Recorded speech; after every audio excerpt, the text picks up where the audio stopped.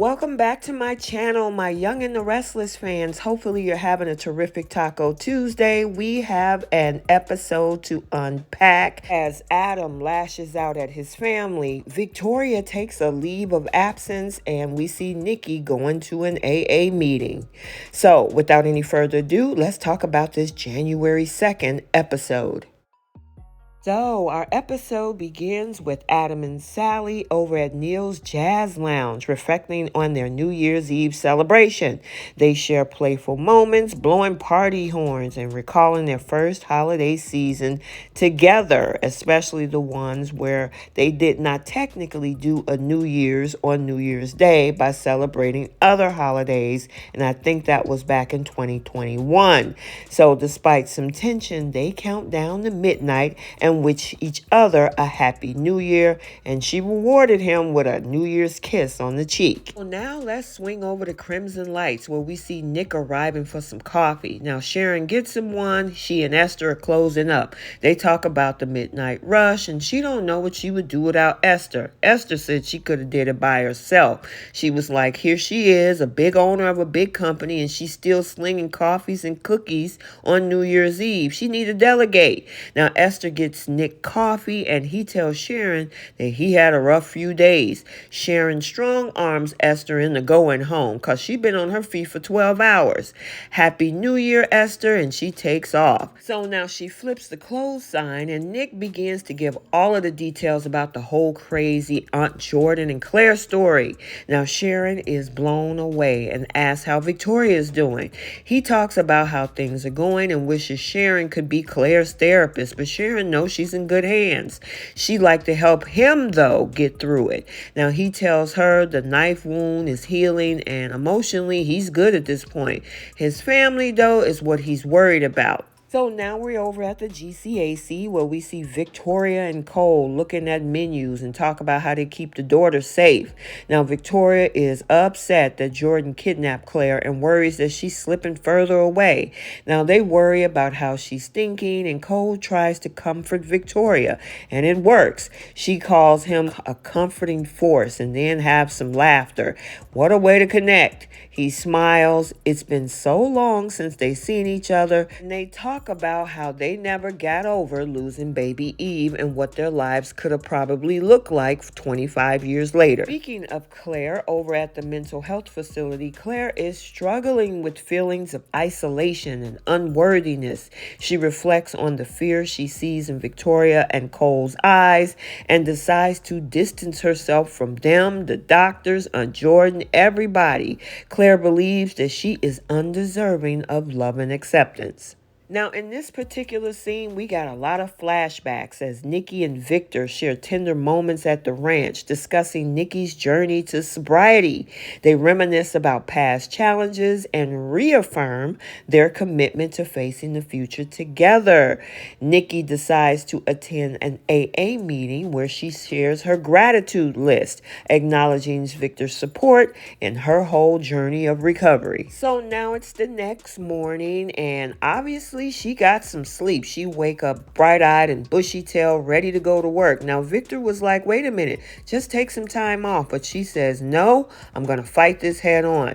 Victoria comes in to check on her mom. Victoria also said the same thing, that maybe she needs to take the day off. And of course, Nikki is like, nope, I'm going to go to an AA meeting, and I'll meet you guys at the office later. So then Sally is now looking at a New Year's hat from the previous night. She calls Adam to express her gratitude for the night they shared and invites him to dinner. She shoots her shot again, suggesting that they might be more than just friends moving forward. This is their actual date with no loopholes. Only other thing I can say is Cuckoo Chloe is going to have a conniption if she finds out that Sally asked Adam out on this New Year's date. So now we see Victoria and Cole visit Claire at the mental health facility, observing her while she sleeps. They reflect on the missed opportunities to be a family, and they're trying to navigate their future and whether it's certain or not. So now Nikki is in her AA meeting, and Nikki tells her new group that she hasn't been sleeping and says that bad thoughts get worse the longer she can't sleep.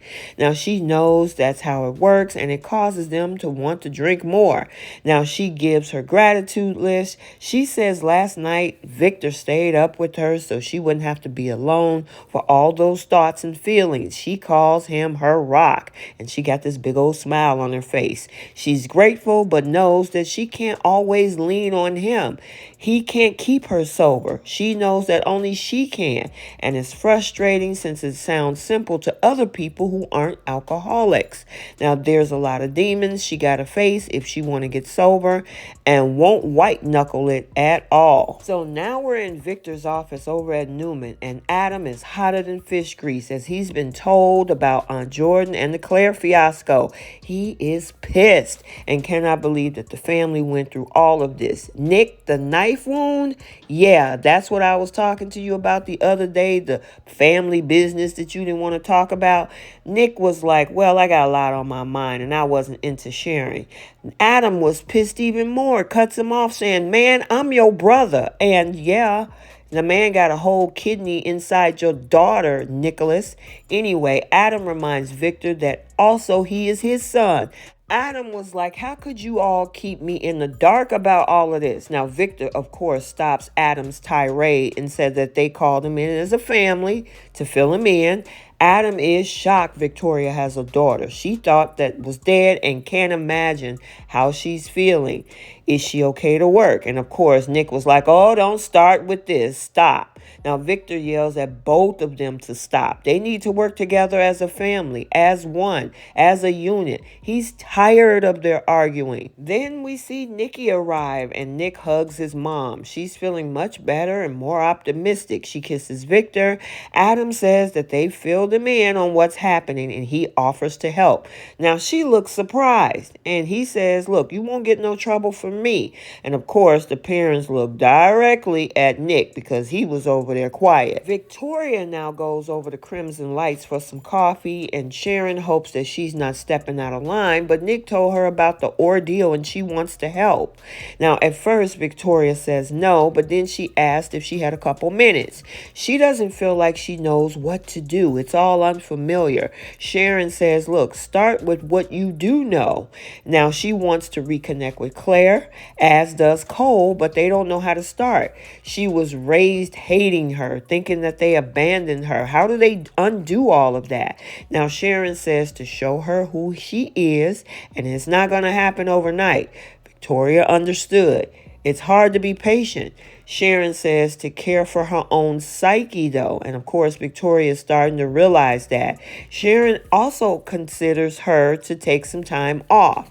She's lost so much time with Claire already. Don't lose any more time. Now, Cole is back over at the mental health hospital and lets himself into her room and talks to her while she's sleeping.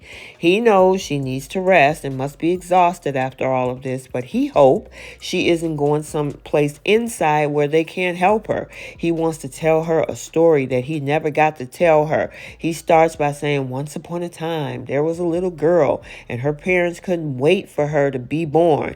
They had hopes and dreams for her and what their lives would be like with her. Maybe we can finish that when you wake up. Your mom and I will both be here for you for all of it. And finally, Victoria arrives at Newman, and Adam tells her that he heard the news. He's so very sorry and asks her how she's holding up. And of course, she gave the surprised look that Nikki did.